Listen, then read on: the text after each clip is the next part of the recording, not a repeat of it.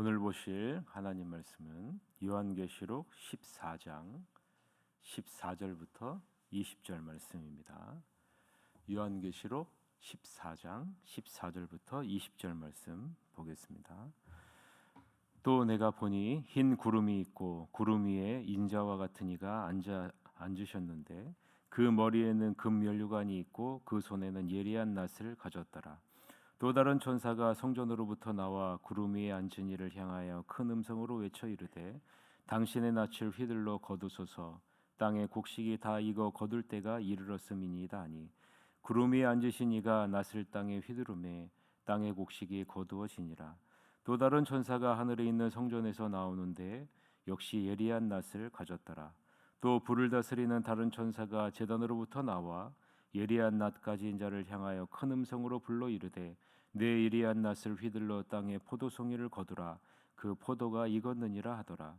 천사가 낫을 땅에 휘둘러 땅에 포도를 거두어 하나님의 진노의 큰 포도주 틀에 던지매 성 밖에서 그 틀이 밟히니 틀에서 피가 나서 말 굴레에까지 닿았고 1600 스다디온에 퍼졌더라.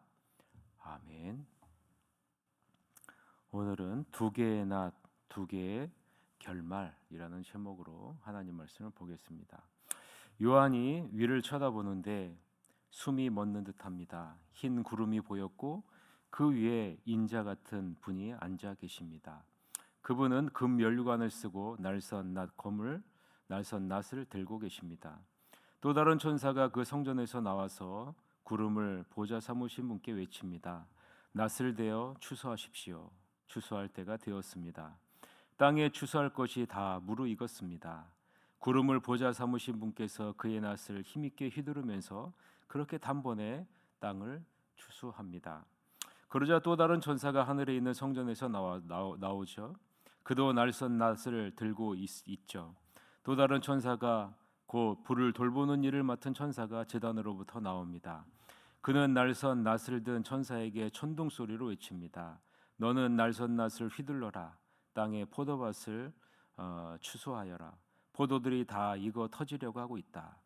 그 천사가 그의 낫을 휘둘러 땅에 포도를 추수해서 포도주를 만드는 거대한 술틀, 하나님의 진노의 술틀에다가 던져 넣습니다.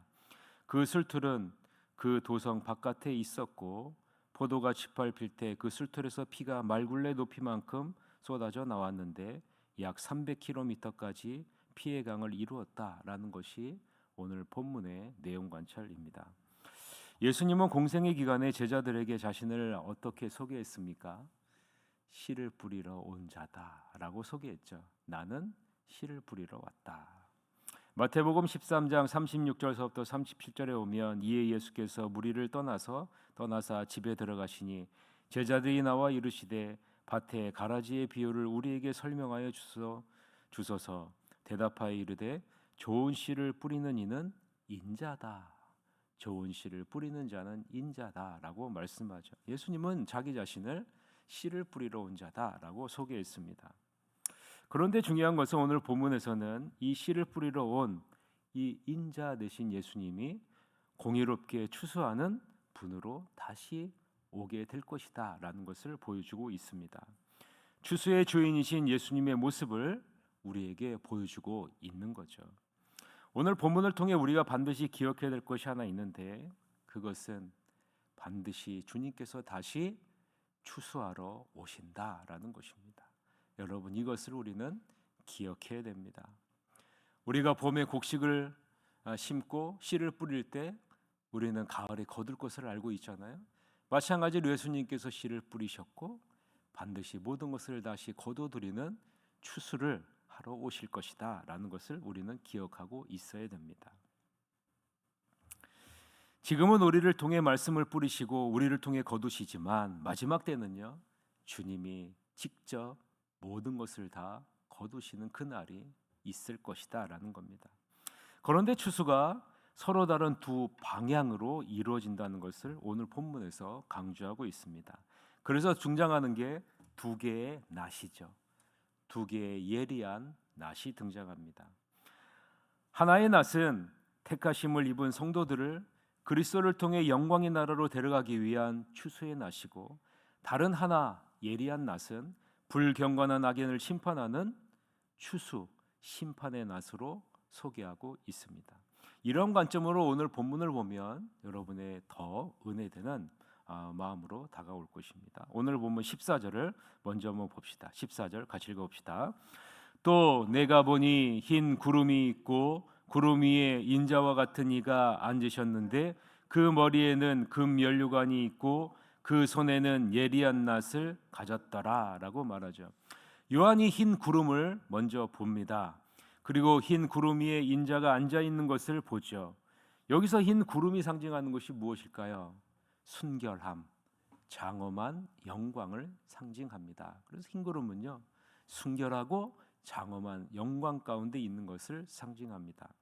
영광 중에 오시는 예수님의 모습을 의미하죠. 예수님의 머리에는 금 면류관이 있습니다. 여러분 우리 이제는 잘 알겠죠? 금 면류관이 상징하는 것이 뭐예요? 승리죠. 승리의 면류관, 영광의 면류관을 쓰시고 오신다라는 거죠. 이 예수님의 손에 예리한 낫이 주어졌습니다. 예리한 낫은 의미하는 게 뭘까요? 여러분이 만약에 낫을 가지고 추수를 해요? 그러면 여러분 어떻게 해요? 그 날이 예리하도록 숫돌에 갈잖아요. 그러니까 여러분 예리한 낫이 의미하는 것은 추수를 준비했다라는 것을 의미하고 있고 이제 추수가 시작되었다.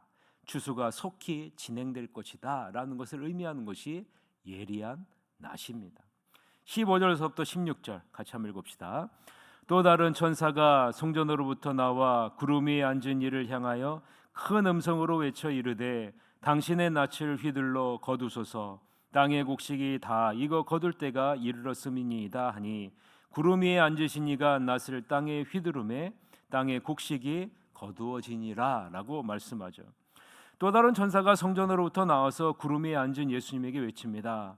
이 세상의 역사가 끝나서 이제 마지막 추수의 때가 되었습니다 라고 천사가 예수님에게 보고하고 있는 겁니다. 곡식이 다 익어 거둘 때가 되었다는 천사의 외침이죠. 곡식이 다 익었다는 것은 주님이 작정하신 성도의 수가 다 찼다는 것 아니겠습니까? 땅끝까지 이르러 복음이 전파되었고 주님이 자신의 자녀로 삼기로 작정한 사람들은 모두 다 하나님의 자녀가 되었다라는 것을 의미하는 것 아니겠습니까? 마태복음 24장 14절에 예수님이 뭐라고 말씀하세요? 이 천국 복음이 모든 민족에게 증언되기 위하여 온 세상에 전파되리니 그제야 끝이 오리라. 주님이 다시 오실 날까지 신앙을 지키느라 온갖 고난을 당하면서도 믿음을 지킨 알곡 성도들이 마침내 하나님의 아들이신 예수님을 통해 영원한 하나님의 나라로 인도함을 받는 추수의 때가 반드시 온다. 그것을 지금 우리에게 말씀하고 있는 겁니다. 그것이 첫 번째 예리한 낫. 주님이 직접 이 낫을 들고 추수를 하시죠. 거두어들이십니다. 어떤 마음으로요? 기쁜 마음으로, 즐거운 마음으로 우리를 주님의 품으로 거두어 들이십니다. 그리고 우리의 눈에 있던 수고와 아픔과 고난의 눈물을 씻어주시면서 다시는 이러한 고난과 아픔과 슬픔이 없고 이제는 나와 함께 영원한 즐거움 가운데 거하게 될 것이다 라고 말씀하시죠. 반면에 또 다른 예리한 낫이 등장하는데 이는 구원의 낫이 아니라 심판의 낫입니다. 17절서부터 20절 같이 읽읍시다. 또 다른 천사가 하늘에 있는 성전에서 나오는데 역시 예리한 낫을 가졌더라. 또 불을 다스리는 다른 천사가 제단으로부터 나와 예리한 낫 가진 자를 향하여 큰 음성으로 불러 이르되 내 예리한 낫을 휘둘러 땅에 포도송이를 거두라. 그 포도가 익었느니라 하더라. 천사가 낫을 땅에 휘둘러 땅에 포도를 거두어 하나님의 진노의 큰 포도주 틀에 던짐에 성 밖에서 그 틀이 밟히니 틀에서 피가 나서 말 굴레까지 닿았고 1600 스다디온에 퍼졌더라 라고 말하죠. 하늘에 있는 성전에서 나오는 예리한 낫을 가진 천사가 낫을 휘둘러 땅에 포도송이를 거둡니다. 땅은 이 세상을 의미하죠. 포도송이는 불경건한 악인 전체를 의미하고요. 포도는 악인 개개인을 상징합니다. 따라서 땅의 포도송이는 이 세상에 있는 불경건한 자들을 상징하죠. 18절 하반절에 보면 이 포도송이들이 익었다라고 말씀하죠. 여러분, 익었다라는 것은 무슨 의미입니까? 그들의 죄악이 가득 찼다라고 말하죠. 여러분, 하나님이 소돔과 고모라 성을 멸망시킬 때 여러분 어떻게 했습니까? 그 죄악이 가득 참을 보았다라고 말씀하죠. 그런데 중요한 것은 이 땅의 포도송이를 예리한 낫을 휘둘러 추수할 뿐 아니라 하나님의 진노의 큰 포도주틀에 던져 짓밟을 것이고, 피가 나서 말굴레까지 닿게 될 것이고, 그 길이가 300km나 될 것이다 라고, 강을 이룰 것이다 라고 말씀하고 있는 겁니다. 이것은 하나님이 이사야를 통해 마지막 때에 있을 일을 예언한 그 말씀에 대한 성취이죠. 예수님께서 직접 이사야의 예언을 마지막 때에 성취할 것을 보여주고 있는 겁니다. 한번 들어보세요. 이사야 63장 1절서부터 6절 말씀입니다. 에돔에서 오는 이 누구며 붉은 옷을 입고 보스라에서 오는 이 누구냐? 그의 화려한 의복 큰 능력으로 걷는 이가 누구냐? 그는 나이니 공의를 말하는 이요 구원하는 능력을 가진 이니라. 어찌하여 내 의복이 붉으며 내 옷이 포도즙 틀을 밟는 자 같으냐?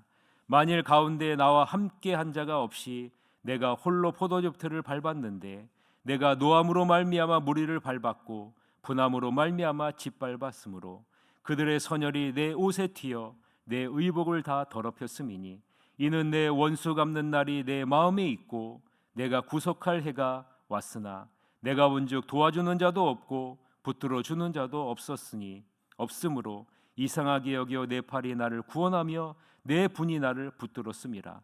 내가 노함으로 말미암아 만민을 밟았으며 내가 분함으로 말미암아 그들을 취하게 하고 그들의 선혈이 땅에 쏟아지게 하였느니라 라고 말씀하죠. 이사야 63장 1절서부터 6절에 이사야를 통한 이 예언이요, 마지막 때 이 예수 그리스도를 통해서 이루어진다라고 분명하게 말씀하고 있는 겁니다. 그 말씀이 반드시 이루어진다. 하나님의 거룩한 성을 짓밟은 민족들을 밟으실 것이다. 그들의 피가 더러운 곳이 속해 있는 예루살렘 밖으로 흘려지게 될 것이다라고 분명하게 얘기하죠. 요한계시록 21장 27절에 보면 무엇이든지 속된 것이나 가증한 일 또는 거짓말하는 자는 결코 그리로 들어가지 못하되 오직 어린 양의 생명책에 기록된 자들만 들어가리라 라고 분명하게 기록하고 있죠. 여기서 우리가 눈여겨봐야 할 부분이 하나 있어요. 우리가 읽은 본문에서 우리가 눈여겨야 할 부분이 있는데, 그것은 택하심을 입은 성도들은요, 예수님이 직접 친히 거두어 들이시는 일을 하신다라는 겁니다. 예수님이 직접 예리한 낫을 들고요, 우리를 직접 거두시고 직접 품에 안으신다라는 겁니다. 반면에 불경건한 자들의 추수와 심판은요, 주님이 직접 하시지 않고 천사들을 시키신다라는 겁니다. 여러분, 이 부분에서 우리가 생각할 수 있는 것은 무엇일까요? 두 가지죠. 하나는 주님이 우리를 그만큼 귀하게 여기시고 가깝게 여기신다라는 것입니다. 다른 하나는요, 불경건한 자들은 주님과 가까운 관계도 아니고 주님께 내어버림을 당하는 존재가 된다라는 사실이죠. 마태복음 13장 41절서부터 43절에 보면 인자가 그 천사들을 보내리니 그들이 그 나라에서 모두 넘어지게 하는 것과 또 불법을 행하는 자들을 거두어내어 풀무불에 던져 넣으리니 거기서 울며 이를 갈게 되리라. 그때 의인들은 자기 아버지의 나라에서 해와 같이 빛나리라. 귀 있는 자는 들으라 라고 분명하게 말씀하고 있죠. 말씀을 맺겠습니다. 예수님의 택하심을 입은 우리들을 주님이 얼마나 귀하게 여기시는지 우리는 알아야 된다라는 겁니다. 이 세상은 여러분을 하찮은 존재로 여길지 몰라도 주님은 자기 자신을 내어줄 정도로 여러분을 귀하게 여기시고요. 그리고 여러분이 흘린 모든 눈물들을 다 기억하시고 그 눈물들을 닦아주시면서 주님과 영원히 평안한 쉼을 누리도록 하신다라는 겁니다. 하나님의 심판은 온 세상으로 널리 퍼져 반드시 일어날 것임을 여러분 잊지 마십시오. 심판의 날에 알곡으로 들어질 그 순간을 바라보며 감사하시고 인내하시고 믿음으로 성숙한 열매를 맺는 여러분이 되시기를 바랍니다. 추수의 때는요 반드시 옵니다. 봄이 오면 가을이 반드시 오잖아요. 그리고 어느덧 우리는 추운 겨울이 되지 않았습니까? 계절이 바뀌듯이 주님의 때는 반드시 온다라는 사실 여러분 잊지 마시고 오늘 내가 맺는 열매가 주님 앞에 드려질 수 있도록 성숙한 결실인지 돌아보시면서 오늘도 착하고 충성된 종이라 칭찬 듣는 여러분이 되시기를 주님의 이름으로 간절히 축원합니다. 기도하시겠습니다. 아버지 하나님